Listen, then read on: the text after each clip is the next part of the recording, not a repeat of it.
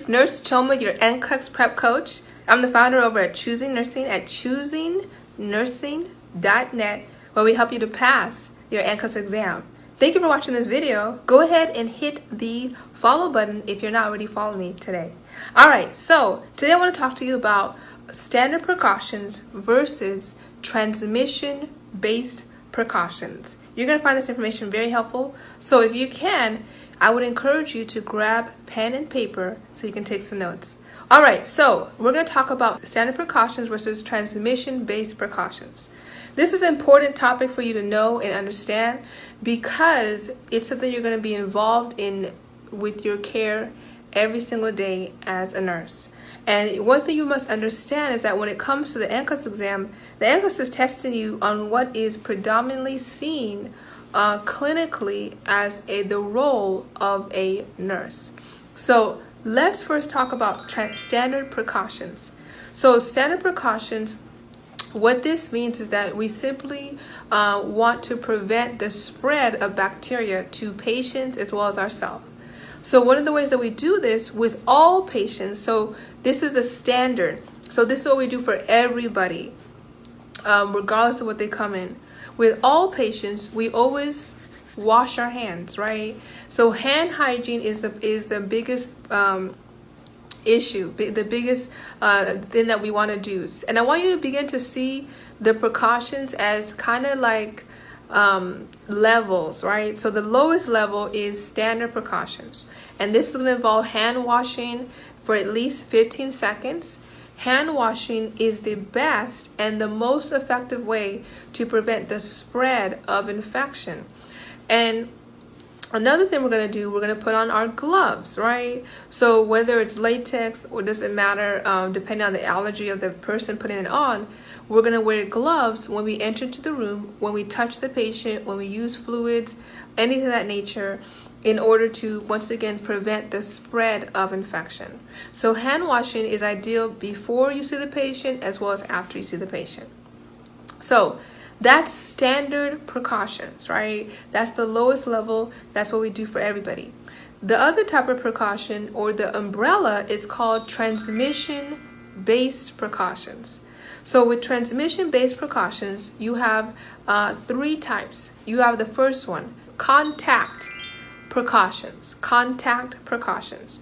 So this is where we will wear a yellow gown. So we're going to wear a yellow gown. Sometimes in some events, we may also wear like a mask, depending on if we're going to be in an environment where we're going to be exposed to a lot of fluids. So one thing, here's a tip that you want to know about the NCLEX exam, is that you want to be aware of certain types of diseases or diagnoses that have where we do specific type of precautions. For example, patients that have C. diff, that is going to be a contact precaution patient, right? So because they have a type of infection, so we don't want to spread that infection, and we tend to want to cover our bodies with a yellow gown. The next type of precaution that's still transmission based, so meaning that something can be, there's a potential of transmitting a type of foreign bacteria or pathogen because of what the patient may carry. So now we have droplet precautions.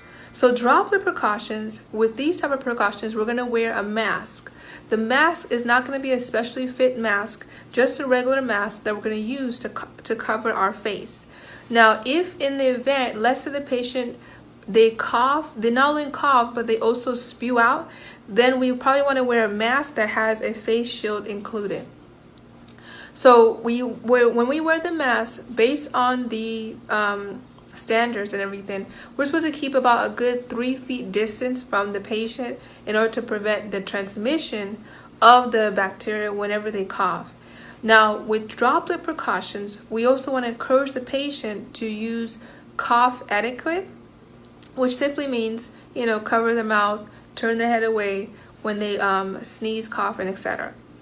The last precaution is airborne precautions. Airborne. So airborne precautions, this is going to be, for example, patients that have tuberculosis. So with airborne precautions, we want to encourage, we're going to put the patient into a negative pressure isolation room. So this is a priority because the way that this is transmitted, the pathogen, is through airborne particles. So by putting the patient in a negative pressure room, instead of the particles being released every time we open the door, it will suck the air in so that way it doesn't release the particles. You see that? So we wanted them to be a negative pressure room, and whenever we go into the room, you have to wear a specially fit mask on your face. So that specially fit mask is going to prevent you from receiving what the patient has, especially since you're the one that's going to be in the room, more frequently, coming in and out of the room and everything. So that is what airborne precautions is. So that's TB, SARS. Those are some examples of going to be airborne precaution patients. All right.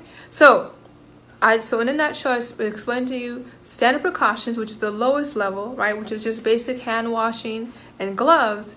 And then the transmission-based precautions, you have contact precautions, droplet precautions, and airborne precautions. All right. So for the exam, you want to know what each of them are, and you want to be aware of different diagnoses for each type of precaution. All right. Thank you for watching. I hope that you found what I said today helpful. If you did, go ahead and hit the share button. Go ahead and share this video. If you're not already, go and also follow me. If you're not already following me, I promise you, I give you great information. So you can go and follow me right now. Hit the like button, hit the subscribe button, wherever you're watching this video from as well. Go ahead and comment below. Let me know something that you learned, whatever you took away from it. If you found it helpful, comment below. I want to hear from you. All right, thank you for watching, and I'll see you the next time. All right, bye-bye.